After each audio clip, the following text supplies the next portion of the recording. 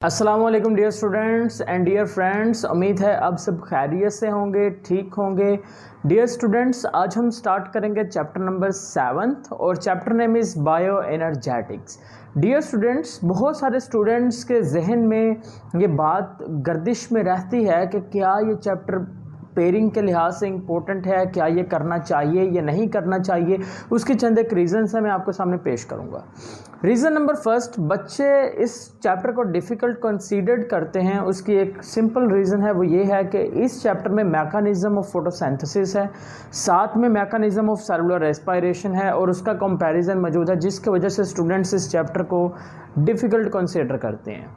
लेकिन मैं आपको यकीन दिलाऊंगा कि हम इस चैप्टर को बहुत ही इजी वे के अंदर करेंगे, सिंपल करेंगे, अल्फाजों में करेंगे और इसको अपनी लाइफ के साथ कंपेयर करेंगे। देखिए, कोई भी टॉपिक है ना, जब आप उसको अपने डेली लाइफ के साथ कंपेयर करते हो तो देन आपको वो भूलता नहीं है। तो आपने करना यही है कि आपने इसको डेली लाइफ के साथ कंपेयर करना है। तो डियर स्टूडेंट्स, स्टार्ट करते हैं lecture number first from chapter number 7 class 9 biology.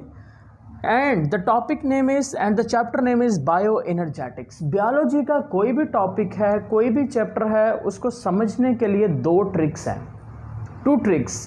The trick number first is that आपको बायोलॉजी का जो टाइटल है ना, टॉपिक का टाइटल है, उसका मतलब समझ आना चाहिए। ट्रिक नंबर सेकंड, बेटा आपके अंदर इतनी काबिलियत होनी चाहिए आप खुद से लिख सको। अगर आपको टाइटल का मतलब समझ आ गया है, उसके बाद अगर आप लिखना आता है आपको, यानी कि आपके पास कॉन्सेप्ट, सॉलिड कॉन्सेप्ट, आप उसको लिख दें तो आपके मार्क्स कभी भी रिडक्शन नहीं होगी। जैसा कि अभी देखना dear students, chapter name is bioenergetics. इसको डिवाइड कर लें टुकड़ों में। लफ्ज़ है पहला बायो। बायो लफ्ज़ निकला है बायो से और बायो का मतलब होता है living organisms. What's does it's mean? It's means is living organisms या लाइफ। बहुत सारे स्टूडेंट्स इसको लाइफ कंसीडर करते हैं, लेकिन मैं जब भी पढ़ाता हूँ मैं स्टूडेंट्स को कहता हूँ कि आपने इसको याद रखना है कि इसका मतलब क्या है, लिविंग ऑर्गेनिज्म। मैं इसको लिविंग ऑर्गेनिज्म इसलिए मायने देता हूँ, उसकी रीज़न ये है कि जब भी आप किसी टॉपिक के अंदर बायो का जिक्र आता है तो आपने लाइफ की जगह लिविंग ऑर्गेनिज्म इस्तेमाल करेंगे तो आपको इसका टाइटल को समझने में आसानी होती है। डैट्स वाई, और कोई नहीं। दूसरा लफ्ज़ है यहाँ पर एनर्जेटिक्स। एनर्जेटिक्स जो लफ्ज़ है ये निकला है एनर्जी से। किस चीज़ से निकला है? एनर्जी से।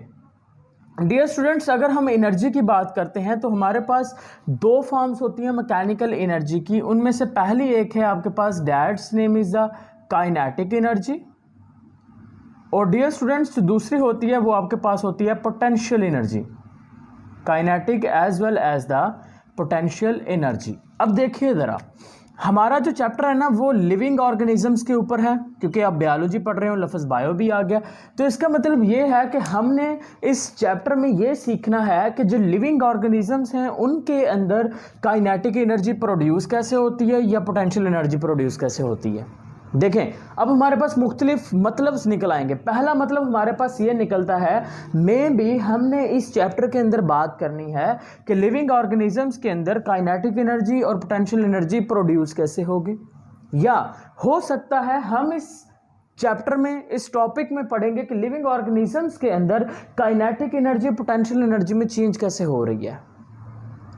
या ऐसा भी हो सकता है हम देखेंगे कि लिविंग ऑर्गेनिजम्स के अंदर जो एनर्जी है उसका रोल क्या होता है।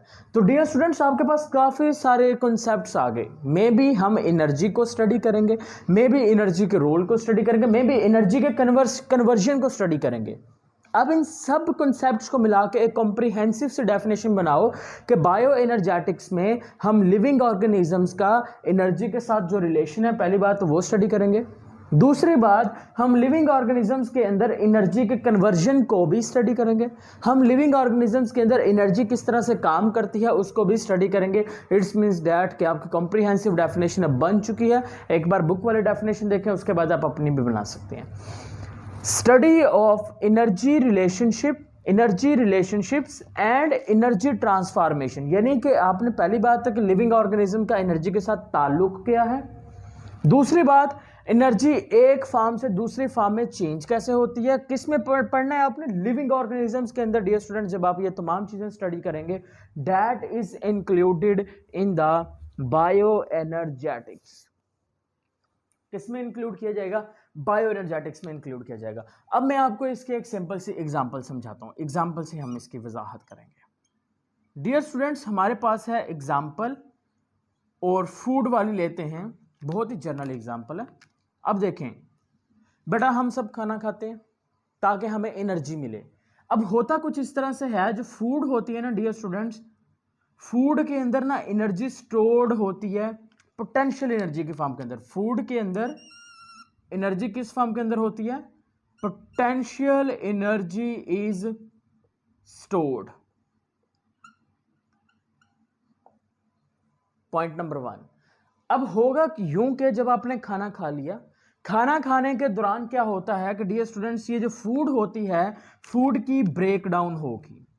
फूड की क्या हो गई? Food break down, food breaks down, खुराक टूट गई। खुराक के टूटने से क्या हुआ कि डियर स्टूडेंट, जैसे खुराक टूटी, खुराक के टूटने से जो काइनेटिक, जो पोटेंशियल एनर्जी खुराक के अंदर मौजूद थी, वो किस में चेंज हो गई? That is changed into the kinetic energy. Potential energy किस में चेंज हो गई? पोटेंशियल एनर्जी जो कि फूड के अंदर मौजूद थी, बॉन्ड्स की फॉर्म के अंदर, जैसे ही फूड टूटी, वो उन फूड के टूटने से फूड के दरमियान में जो बॉन्ड थे, वहां से पोटेंशियल एनर्जी निकलकर काइनेटिक एनर्जी में आ गई, और कुछ जो एनर्जी थी पोटेंशियल एनर्जी, वो हीट एनर्जी की फॉर्म के अंदर चेंज हो गई। Is it clear? अब डियर स्टूडेंट्स, वो जो हीट एनर्जी है वो तो रिलीज हो गई, बाकी पीछे बची काइनेटिक एनर्जी। अब ये जो काइनेटिक एनर्जी होगी डियर स्टूडेंट्स, हम इस काइनेटिक एनर्जी को सम टाइम इस्तेमाल कर लेते हैं या स्टोर्ड कर लेते हैं एटीपी की फॉर्म के अंदर। काइनेटिक एनर्जी को एटीपी की फॉर्म में जब स्टोर्ड करेंगे तो काइनेटिक एनर्जी अगेन किस में चेंज हो जाएगी? पोटेंशियल एनर्जी में चेंज हो जाएगी। और जब डियर स्टूडेंट्स हमें ज़रूरत पड़ेगी, तो ज़रूरत पड़ने पर हम क्या कर सकते हैं? हम इस एटीपी को इस्तेमाल करके अगेन इससे एनर्जी हासिल कर सकते हैं। तो इसका मतलब ये हुआ कि डियर स्टूडेंट, आपके पास बायो एनर्जेटिक्स में आपने पढ़ना ही यही था कि पहली बात कि आपने ताल्लुक पढ़ा कि एनर्जी का लिविंग ऑर्गेनिज्म के साथ ताल्लुक क्या है। दूसरी बात आपने ये पढ़ा कि एनर्जी एक फॉर्म से दूसरी फॉर्म में चेंज कैसे हो रही है। That is whole process is included in the living organism.